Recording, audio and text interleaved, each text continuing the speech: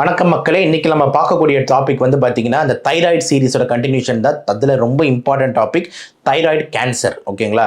தைராய்டில் cancer வருமா, வந்தால் என்னென்ன டைப்ஸ் இருக்குது, என்னென்ன அறிகுறிகள் இருக்கும், தைராய்டு கேன்சர் நம்ம முற்றிலும் குணப்படுத்த முடியுமா, தடுக்கக்கூடிய வழிகள் இருக்கா அப்படின்னு சொல்லிட்டு பல்வேறு கோணத்தில் தைராய்டு கேன்சர் ரொம்ப இம்பார்ட்டன்ட் டாபிக். பல லேடிஸ் இதனால் சஃபர் ஆகியிருக்காங்க. அதனால் வாங்க வீடியோவில் செல்லலாம்.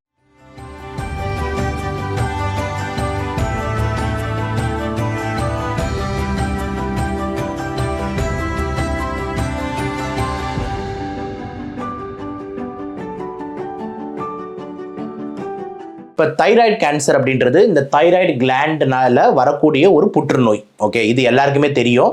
புற்றுநோய்னா என்னன்னு உங்களுக்கு ஒரு ஐடியா கொடுத்துருக்கேன், தைராய்டு பற்றி ஐடியா கொடுத்துருக்கேன். ஸோ தைராய்டு கிளாண்டில் வரக்கூடிய புற்றுநோய் இது காமனான்னு கேட்டிங்கன்னா ரொம்ப ரொம்ப காமனாக இருக்குங்க. நிறைய லேடிஸ்க்கு இது ரொம்ப ஒரு காமன் பிரச்சனையாக வந்து இருக்குன்றதுல மாற்று கருத்து இல்லை. இப்போ தைராய்டு கேன்சரில் வந்து பார்த்தீங்கன்னா முக்கியமாக வந்துட்டு ஒரு 4 வகை இருக்குங்க.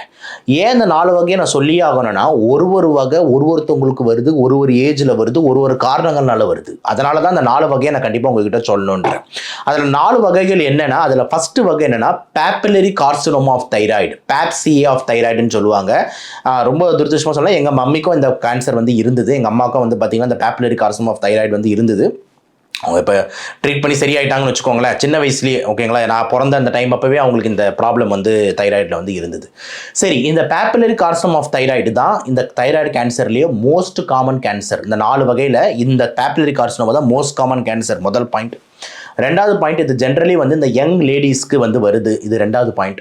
மூணாவது வந்து பார்த்தீங்கன்னா முன்னாடியே இந்த ரேடியேஷன், கதிர்வீழ்ச்சி, நிறைய எக்ஸ்ரே, நிறைய சிடி ஸ்கேன் இதெல்லாம் எடுக்கிறாங்களே, இந்த கதிர்வீழ்ச்சிலாம் பட்டு இந்த தைராய்டில் கேன்சர் வர்றதுல முக்கியமான காரணம் இந்த பேப்பிலரி கார்சினோமா ஆஃப் தைராய்டு. அதனால வந்து கதிர்வீழ்ச்சிக்கு அப்புறம் வர்றதுன்றது மூணாவது ரொம்ப இம்பார்ட்டன்ட் பாயிண்ட். ஸோ இதெல்லாமே வந்து இது. நாலாவது வந்து பார்த்தீங்கன்னா இந்த பேப்பிலரி கார்சினோமா ஆஃப் தைராய்டு பொறுத்த வரைக்கும் ஜென்ரலாக வந்துட்டு நெறிக்கட்டிங்களுக்கு பரவக்கூடிய ஒரு தன்மை உள்ளது. அதாவது இங்கேருந்து பக்கத்தில் இருக்கிற நெறிக்கட்டிக்கு பரவும், இங்கே இருக்கிற நெறிக்கட்டிக்கு பரவும்.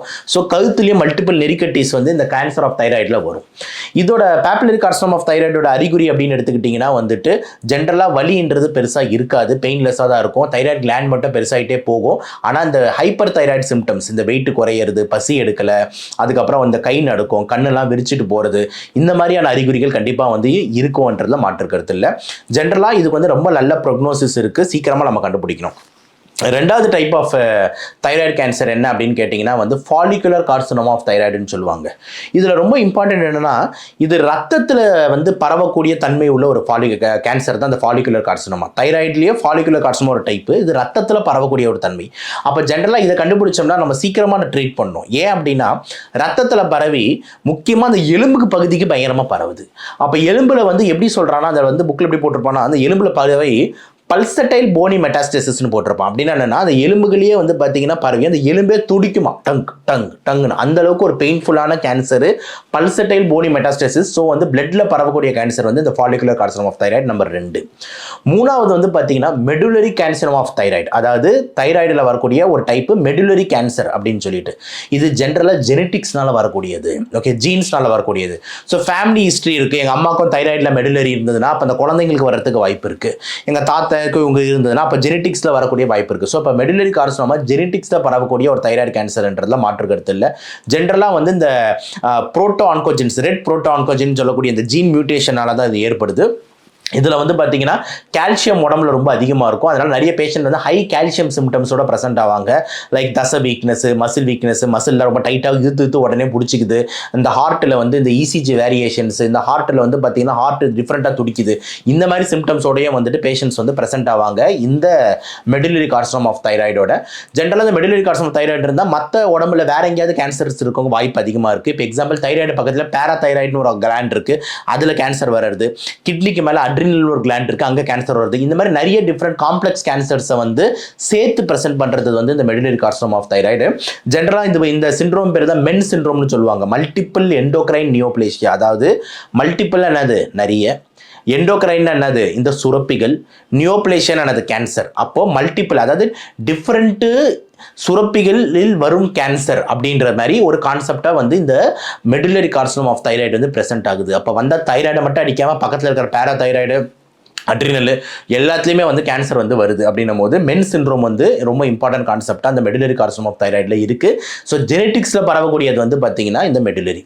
லாஸ்ட்டாக 4வது டைப் வந்து பார்த்தீங்கன்னா அனப்ளாஸ்டிக் கார்சினோம் ஆஃப் தைராய்டு. அனப்ளாஸ்டிக் கார்சினோம் ஆஃப் தைராய்டு பொறுத்த வரைக்கும் ரொம்ப டேஞ்சர், ரொம்ப பேட் ப்ரொக்னோசிஸ் என்னது, இறப்பு தன்மை ரொம்ப அதிகம். முக்கியமாக வயசான பாட்டிங்களுக்கு வருது, சின்ன வயசுல இல்லை. இப்போ எப்படி பேப்புலரி சின்ன வயசில் வரும், மெடுலரி சின்ன வயசில் வரும்னு, இந்த அனப்ளாஸ்டிக் வந்து ஓல்ட் ஏஜ், இந்த 60-65 வயசுக்கு மேலே வர அந்த பாட்டிங்களுக்கு தான் மெயினாக வந்துட்டு வருது. ரொம்ப பெயின்ஃபுல். அதே மாதிரி பரவுதல் வந்து பார்த்தீங்கன்னா அப்படியே அந்த கழுத்தை சுற்றி டைட்டாக பிடிச்சிக்கிட்டே பரவும். ஸோ பின்னாடி இருக்கிற அந்த உணவு குழாய், சுவாச குழாய் எல்லாத்தையுமே டக்குன்னு பிடிச்சி பரவ ஆரம்பிச்சிடும். அதனால் வந்து பேஷண்ட்னால முழுங்க முடியாது, சாப்பிட முடியாது.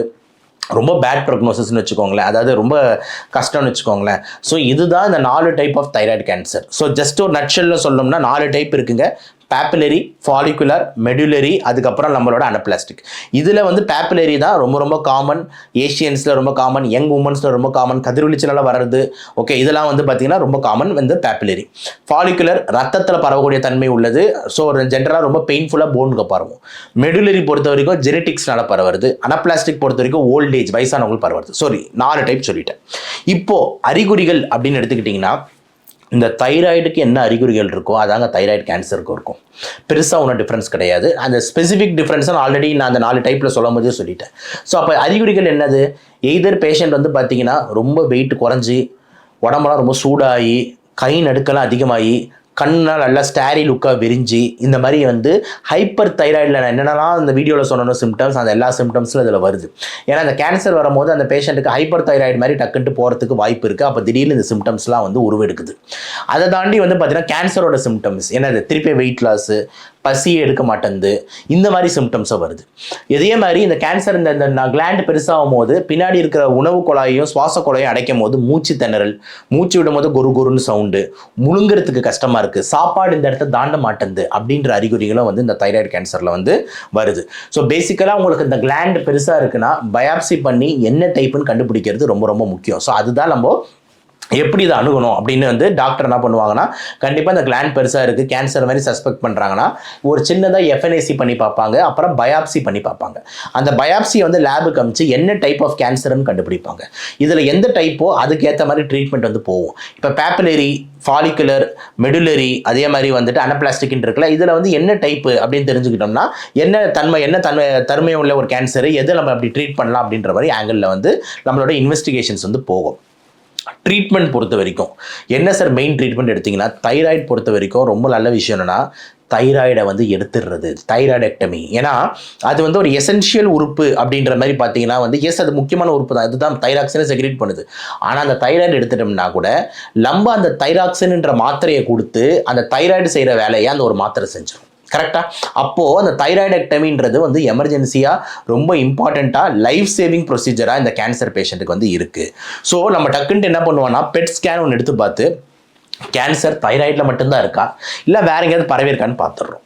தைராய்டில் மட்டும்தான் இருக்குது அப்படின்னும் போது, இது தைராய்டில் மட்டும்தான் இருக்குது கேன்சர் போது டக்குன்ட்டு டோட்டல் தைராய்டெக்டமி, அப்போ இந்த 2 தைராய்டு கிளாண்டையும் டக்குன்ட்டு அழகாக எடுத்துருவாங்க டாக்டர். எடுத்து முடிச்சதுக்கப்புறம் கொஞ்ச நாள் வந்துட்டு எங்கேயாவது லைட்டாக பரவல் மாதிரி ஏதாவது இருந்ததுன்னா ரேடியோ தெரப்பி, ஓகேங்களா, அதாவது இந்த ரேடியோ ஆக்டிவ் அயோடின் மாதிரி யூஸ் பண்ணி கொஞ்சம் ரேடியோ தெரப்பி கதிர்வீழ்ச்சிலாம் கொடுத்து அந்த தைராய்டு கிளாண்டை சுற்றி எங்கேயுமே அந்த கேன்சரோட அறிகுறியே இருக்கக்கூடாதுன்ட்டு அந்த கதிர்வீழ்ச்சி கொடுத்து டோட்டலாக வந்து அந்த கேன்சர் செல்ஸை அழிக்கிறாங்க.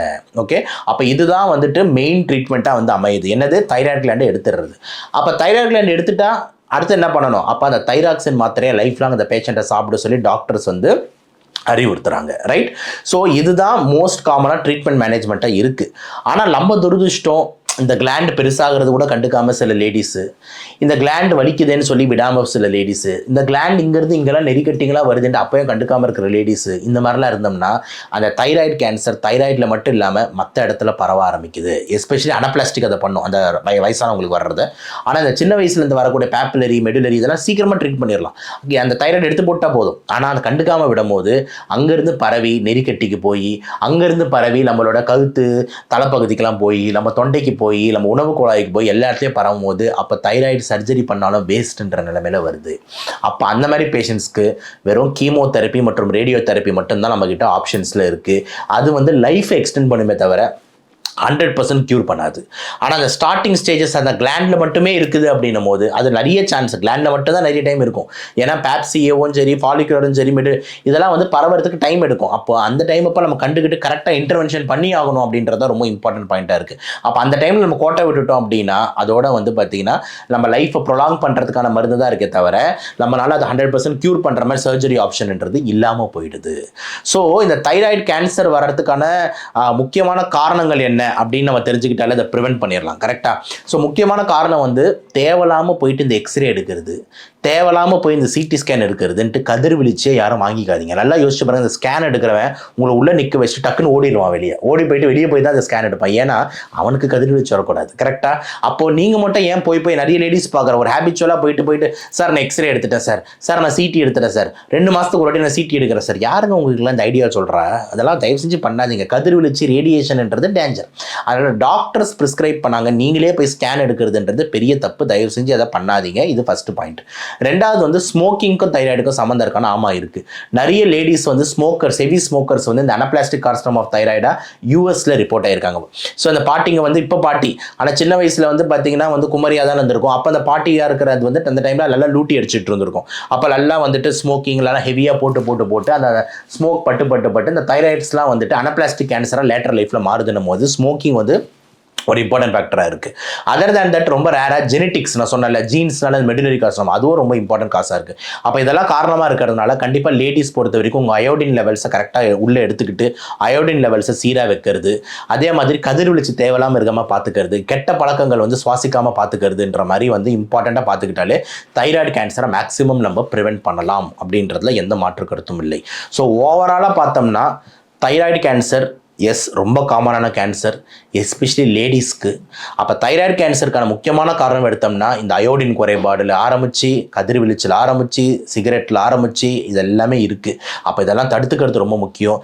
4 டைப் உங்கள் எல்லாருக்கும் சொல்லியிருந்தேன். அந்த 4 டைப் பேப், மெடுலரி மற்றும் இது ஃபாலிகுலர் அனப்ளாஸ்டிக். இது எல்லாமே அதில் அனப்ளாஸ்டிக் ரொம்ப டேஞ்சர், பேப் மீது எல்லாமே நீங்கள் நினச்சா ட்ரீட் பண்ணலாம்.